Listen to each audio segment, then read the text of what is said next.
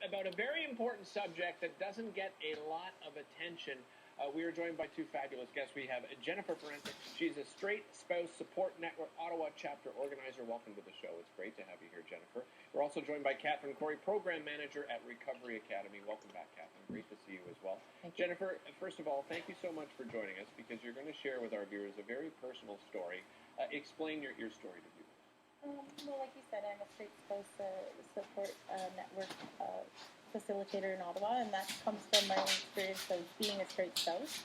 So when my husband and I had twin girls, and when they were about 6 months, I discovered that he was not straight, and so that was a shock, and there was a whole journey from there. It's still an ongoing journey, but at the time when I found that out, I felt very isolated, and it's not something I had any experience with, and no one else around seemed to, and you get all kinds of crazy people saying all kinds of crazy things because they don't know what to say. Right. And it was just, it was really challenging. We went through a whole process of me finding out, and just the steps along the way of him slowly coming to terms with what he was going through and what I was going through, and being mom to two new babies was, it was an overwhelming experience. And I imagine most of the focus probably on your husband.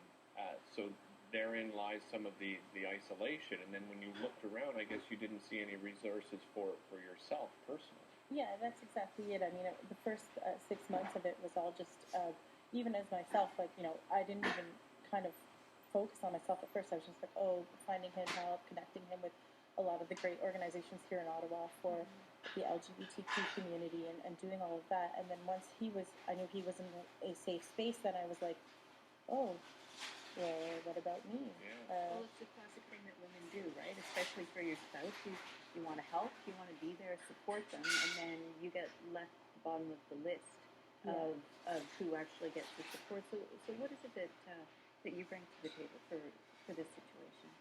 Well, for Recovery Academy, Jennifer is one of our facilitators, and for us, we really believe that's really important on the process of recovery, really in anything, is first and foremost to have some kind of peer support. Right. Because it's really challenging talking about and asking some of the challenging questions, or even listening to some of the difficult stories, if you don't have somebody who's been there or has gone through that.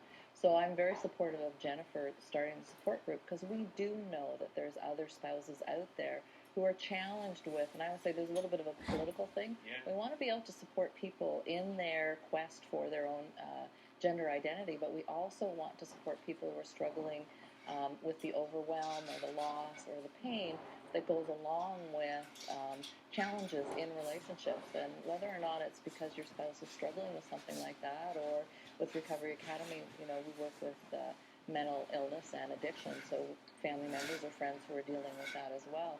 A big part of it is that support and having a safe place to be able to, I would say, go through the messiness. Right.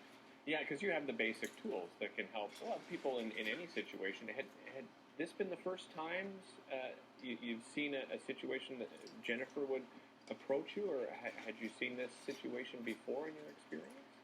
I am familiar with this kind of experience before, because I worked with families who were going through divorces, and so there's lots of reasons why you might be separating or divorcing, or even looking at a different kind of family setup or arrangement when information comes out for whatever reason. So I'm familiar with that.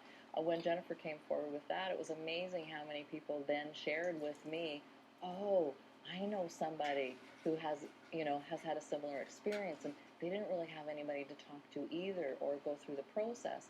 And it's much more difficult going through what we call a recovery process, or the stages, if you don't have some support or some guidance, or a place where you can, as I said, share things that are difficult to share. See, it seems to me, too, that one of the key words that jumped out was grief and loss. Mm-hmm. So I've been through divorce, you've been through divorce, so you go through that process already. But then if your spouse has a sexuality that they're homosexual, and so you're losing not just a spouse, but you're actually losing your, guess what you thought of your opposite, your life partner. And how does that affect how you view yourself? Yeah, it definitely does because it calls into there are support groups for just divorce and separation, and I've been to some of those, and there are a lot of similarities, but there's that difference. Like someone who's getting a divorce, like they can get to a point where they realize, okay, everything we had in the past was was still good, was still valid, but then going through this, you start to question like, oh, so this whole thing was a lie. Like the person you thought you were with wasn't who you thought they were, and then there's all these questions about, and then you start to question yourself, and then people say like even well-meaning people or friends, they say things, and then you start questioning like, oh, did I do something wrong here? How did this happen? So there's that whole other layer to it, I think. That Jennifer, what were some of those things, if you don't mind me asking, that Oh. people were saying? That Yeah. Well, because I No. want other people at home to realize, these are the things you don't want to hear. Yeah, like a lot of people say, like, oh, well, at least he's not leaving you for another woman, like as if that's supposed to make it better, or well, can't you guys just be friends? And I'm like, yeah, maybe we can eventually, but this isn't Will and Grace. Like this is my real life, Yeah. And just all kinds of things like, oh, well, maybe he's not really gay. Maybe you need to try this or try to like things that or oh, and a lot of people like have sympathy for him, and a lot of friends, especially because you want to support people that are coming out, and there's such a fear of being seen as maybe being homophobic or something. So they're like, oh, poor him. I can't imagine what it must be like, and da da da, and all this stuff. And it's like, yes, but what about what about me? And I just like, my husband. and you're Yeah. and you're like, Yeah. oh yeah. So Well, and of I've course- got 2 young daughters as well, right? Exactly. You bring kids into this equation. There's another challenge for both of you. right, And absolutely. there's no doubt.